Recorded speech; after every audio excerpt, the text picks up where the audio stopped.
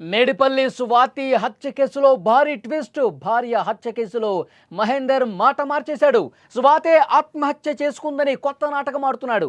భయంతోనే ముక్కలు చేశాను అంటూ చెప్తున్నాడు. నిందితుడి మాటలు పోలీసుల్ని నమ్మటంలే. కేసులో పోస్టుమార్టం రిపోర్టు కోసం ఎదురు చూపులు చూస్తా ఉన్నారు. ఇప్పటికీ స్వాతి మిగిలిన శరీర భాగాలు దొరకలేదు. మేడిపల్లిలో సంచలనం సృష్టించిన భార్య హత్య కేసులో ఇప్పుడు కొత్తగా ఇంకొక ట్విస్ట్ బయటకు వస్తుంది. భార్యను హత్య చేసి ముక్కలు ముక్కలుగా చేసి మూసీ నదిలో విసిరేసిన దుర్మార్గుడు మహేందర్ రెడ్డి తాజాగా పోలీసుల కస్టడీలో చెప్తున్న మాటలు ఆశ్చర్యపోయేలా ఉన్నాయి. తాను హత్య చేయలేదు, నేను చంపలేదు, ఆమె ఆత్మహత్య చేసుకుందని చెప్తూ ఇప్పుడు మాట మార్చిన పరిస్థితుంది. అందరినీ గందరగోళంలోకి పడేస్తున్నాడు. ఇష్టం వచ్చినట్టుగా మాటలు మార్చుతూ మహేందర్ రెడ్డి పోలీసులకు ఇదే విధంగా పొంతన లేకుండా సమాధానాలు చెప్తా ఉన్నాడు. తాను హత్య చేయలేదని, గొడవ పడిన తర్వాత ఆమె ఆత్మహత్య చేసుకుందని చెప్తున్నాడు.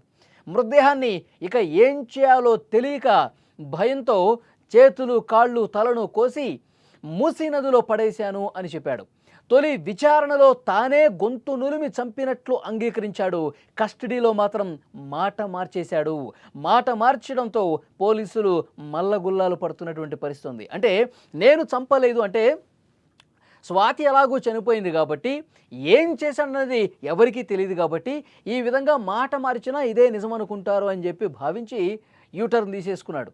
నేను చంపలేదు, మా మధ్య గొడవ జరిగింది, నేను బయటికి వెళ్ళిపోయాను, ఆమె సూసైడ్ చేసుకుంది, ఇక ఆమె చనిపోయిన విషయం నాకు వచ్చిన తర్వాత తెలిసింది కాబట్టి ఈ విషయం బయటకు తెలిస్తుంది ఏమైపోతుందో ఒక భయంతో ఒక ఆందోళనతో ఆ విధంగా కట్ చేసి నేను మూసీలో పడేశాను, మిస్సింగ్ కేసు పెడదాం అనుకున్నాను, ఇదే ఆలోచన చేశాను కానీ ముందు నేను చంపలేదు, ఆమె సూసైడ్ చేసుకుందంటూ ఇప్పుడు కస్టడీలో ఉన్న పోలీసులకి ఈ విధంగా మాట మార్చి చెప్పడంతో పోలీసులు షాక్ అయిపోతున్నారు. ఈ కేసు నుంచి కొంత తప్పించుకునే ప్రయత్నం చేస్తున్నాడు మహేందర్ కాబట్టి ఈ విధంగా మాట మార్చాడు దుర్మార్గుడు అని పోలీసులు ప్రస్తుతం భావిస్తూ ఉన్నారు.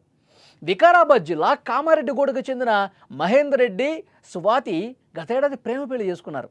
వీళ్ళకి మధ్యలో అంతా మొదట్లో అంతా బాగానే జరిగింది. ఈ ఘటన జరగకముందు కూడా కొన్ని రోజులు బాగానే ఉన్నారు. అప్పుడప్పుడు గొడవలు జరుగుతూ ఉండే కానీ కొంత సవ్యంగానే ఉంది. ఆ తర్వాత అనుమానాలు పెంచుకోవడం స్టార్ట్ చేశాడు. అనుమానాలు ఎక్కువైపోయి స్వాతి గర్భవతి అయినప్పుడు అనుమానంతో ఒకసారి అబార్షన్ చేయించాడు. కాల్ సెంటర్లో తర్వాత అబార్షన్ అయిపోయిన తర్వాత హైదరాబాద్కు వచ్చారు. హైదరాబాద్ షిఫ్ట్ అయిపోయారు. ఇతనేమో ర్యాపిడోలో పనిచేస్తూ ఉన్నాడు, అవేమో కాల్ సెంటర్లో పనిచేస్తుంది. రెండోసారి గర్భం దాల్చడంతో అనుమానం ఇంకా పెంచుకున్నాడు. మరింత అనుమానంతో తనతో పాటు కుటుంబ పరువు తీసి మనశ్శాంతి లేకుండా చేస్తోంది అని చంపాలనుకున్నాడు. ఆమె ఏం చెప్పింది మొదట, నేను పుట్టింటికి వెళ్తాను, పుట్టింటికి వెళ్ళి అక్కడ నేను టెస్టులు చేయించుకుంటాను, ఒకసారి అబార్షన్ చేయించావు, దయచేసి ఇప్పుడు కూడా అలా చేయకొని కాళ్ళు పట్టుకుంటాను, నేను ఒకసారి పుట్టింటికి వెళ్తాను, నేను అక్కడ టెస్టులు కూడా చేయించుకొస్తాను, వినాయక చవితి పండుగ వస్తుంది కాబట్టి మా ఫ్యామిలీ మెంబర్స్తో కూడా నేను 2-3 రోజులు గడిపేసి వస్తాను అని చెప్పి రిక్వెస్ట్ చేసింది.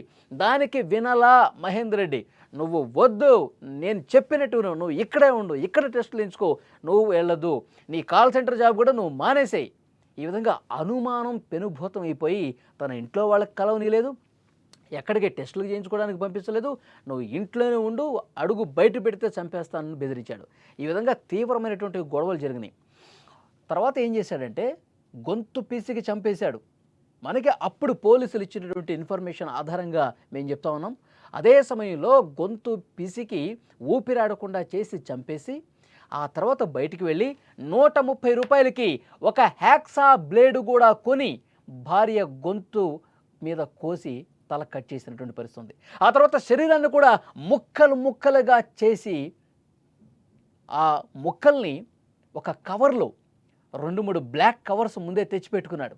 ఆ కవర్లలో కాళ్ళు చేతులు ఒక దగ్గర, మొండెం ఒక చోట, తర్వాత తల ఒక చోట, మొత్తం 3 బ్యాగుల్లో కుక్కేశాడు. తర్వాత ఒకదాని తర్వాత ఒకటి ఆ కవర్స్ని తీసుకొని అర్ధరాత్రి సమయంలో మూసీ నదిలో పడేశాడు.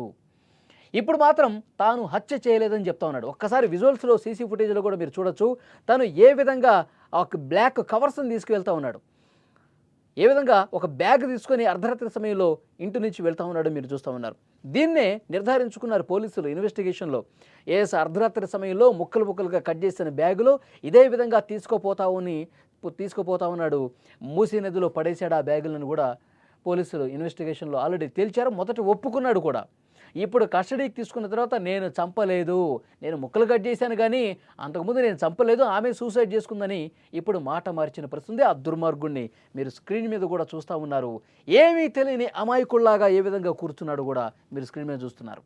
ఇప్పుడు పూర్తిగా మొత్తం మార్చేస్తూ ఉన్నాడు. పోలీసుల వాళ్ళు కూడా పూర్తిగా అంటే ఈ కేసుని డైవర్ట్ చేసే దాంట్లో భాగంగా ఈ విధంగా మాట మారుస్తున్నటువంటి పరిస్థితి ఉంది. పోలీసులు ఆశ్చర్యపోతూ ఉన్నారు, ఎందుకు ఈ విధంగా వీడు చేస్తూ ఉన్నాడు, కేసు నుంచి తప్పించుకునే ప్రయత్నంలో భాగంగా ఈ విధంగా చెప్తా ఉన్నాడని పోలీసులు కూడా అర్థమైపోయింది.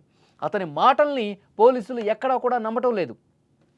ఎందుకు అంటే అతని మాటలు ఎందుకు నమ్మట్లేదు, అతను తత్రపాటుకు గురవుతున్నాడు. ఏదో ఒకటి చెప్పేసి కేసు నుంచి బయటపడాలనుకుంటా ఉన్నాడు. మృతదేహాన్ని ముక్కలు చేసేంత ధైర్యం ఉన్నవాడు ఆత్మహత్య చేసుకున్న తర్వాత ఎందుకు అంతలా భయపడతాడు? నిందితుడు చెప్తున్న మాటలు పూర్తిగా అబద్ధం అని తేల్చేశారు. పోస్ట్ మార్టం రిపోర్టు కోసం ఇప్పుడు వెయిట్ చేస్తూ ఉన్నారు. పోలీసులు మృతురాలి మొండానికి శవ పరీక్ష చేయించారు. ఈ రిపోర్టు వచ్చిన తర్వాతే ఆమెను చంపారా లేక ఆమె ఆత్మహత్య చేసుకుందా అని తెలుస్తుంది. రిపోర్టు చేతికి అందటానికి ఇంకొంత సమయం పడుతున్నట్టుగా తెలుస్తోంది. మూసీ నదిలో విసిరేసిన శరీర భాగాలు ఏవైతే ఉన్నాయో అవి ఇంకా దొరకలా. ఈ కేసులో పోస్ట్ మార్టం నివేదిక ఇంకా కీలకం కాబోతోంది. ఆ రిపోర్ట్ వచ్చిన తర్వాత ఇప్పుడు ఇతను మాట మారుస్తూ ఉన్నాడు కదా, నేను చంపలేదు, మరి చంపాడా లేదన్నది కూడా ఆ రిపోర్ట్ తెలుస్తుంది. ఆమె ఏ విధంగా చనిపోయింది, గొంతు మీద చెయ్యి పెట్టి లేకపోతే ఇంకొక ఏదైనా వస్తువు పెట్టి బలంగా అదిమి గొంతు పిసికి పిసికి ఊపిరాడకుండా చేసి చంపాడు అన్నది కూడా ఉంది. నిజంగా అదే విధంగా చంపాడా లేదా ఇంకే రకంగా చంపాడా, ఇవన్నీ కూడా పోస్ట్ మార్టంలో వస్తాయి. కాబట్టి ఇంకొక వారం రోజుల్లో పోస్ట్ మార్టం రిపోర్ట్ కూడా వస్తుంది. ఆ రిపోర్ట్ వచ్చిన తర్వాత దాన్ని పరిశీలించిన తర్వాత పోలీసులు యాక్షన్ తీసుకునే అవకాశం కనిపిస్తుంది. ఇప్పుడు మాత్రం మాట మారుస్తూ ఉన్నాడు, నేను చంపలేదు, ఆమె సూసైడ్ చేసుకుందని. సో డెఫినెట్గా రిపోర్ట్లో బయటపడుతుంది. ఇంకా పోలీసులు తమదైన స్టైల్లో విచారిస్తే ఇంకొన్ని భయంకరమైనటువంటి వాస్తవాలు కూడా బయటకు వచ్చే అవకాశం ఉంది. పోలీసులు తమ స్టైల్లో ఇంకా క్వశ్చన్ చేయనట్టుగా కనిపిస్తోంది. అందుకే అబద్ధాలు చెప్తా ఉన్నాడు, మాట మారుస్తూ ఉన్నాడు. గట్టిగా వాళ్ళు స్టైల్లో విచారిస్తే కనుక మొత్తం నిజాలు కక్కేస్తాడు. ఈలోపు పోస్ట్ మార్టం రిపోర్ట్ కూడా వస్తుంది. దాన్ని బట్టి న్యాయస్థానాలు తీర్పిచ్చే అవకాశం ఉంది. కానీ మహేందర్ ఎంత దుర్మార్గానికి తెగబడ్డాడు. భార్య గర్భంతో ఉన్నటువంటి భార్యని అంత దారుణంగా ముక్కలు ముక్కలుగా నరికేసి మూసీ నదిలో పడేశాడు. ఆ శరీర భాగాలు ఇంకా దొరకలా. మొన్నటి వరకు భారీ వర్షాలు వరదల కారణంగా మూసి ఉధృతంగా ప్రవహించిన కారణంగా అతను ఆ కవర్స్లో పెద్ద పెద్ద బండరాళ్ళు కూడా ఆ కవర్లో వేసి మూసిలో పడేశాడండి. ఎందుకంటే మొత్తం మునిగిపోతుంది, పైకి తేలకుండా ఉండాలంటే ఒక బరువు అందులో ఉండాలని చెప్పి పెద్ద పెద్ద రాళ్ళు వేసి ఆ బ్లాక్ కవర్ని గట్టిగా కట్టేసి మూసిలో పడేశాడు. ఆ వరదకి ఎంత దూరం కొట్టుకుపోయాయో తెలియదు కానీ వరద పూర్తిగా పట్టిన తర్వాత ఆ వాటర్ పూర్తిగా తగ్గిన తర్వాత అవి ఎట్టి పరిస్థితుల్లో దొరుకుతాయి. ఆ బ్లాక్ కవర్స్లో ఉన్నటువంటి శరీర భాగాల్ని మేము పట్టుకొని తీరుతామని పోలీసులు చెప్తా ఉన్నారు. కానీ ఇంతవరకు దొరకని పరిస్థితి, ఇంకా ఆ గాలింపు కొనసాగుతుంది. మరోవైపు వారం రోజుల్లో పోస్ట్ మార్టం రిపోర్ట్ వస్తుంది. ఇతను నిజం చెప్తున్నాడా అబద్ధం చెప్తున్నాడది కూడా తెలుస్తుంది. ఇలాంటి దుర్మార్గమైనటువంటి మనస్తత్వం కలిగిన వాళ్ళని, ఇలాంటి సైకో మనస్తత్వం కలిగిన వాళ్ళని, ఈ విధంగా భార్యని చంపేసి నాటకాలు ప్లే చేసే వాళ్ళని ఏం చేయాలి? అనుమానం పెంచుకొని భార్యని చాలా కిరాతకంగా చంపినటువంటి ఈ సైకో వెధవని, దుర్మార్గుణ్ణి ఏం చేస్తే కరెక్ట్, ఏం చేస్తే వీడికి సరైన శిక్ష వేసినట్టు మీరేమనుకుంటున్నారో కామెంట్ రూపంలో తెలియజేయండి.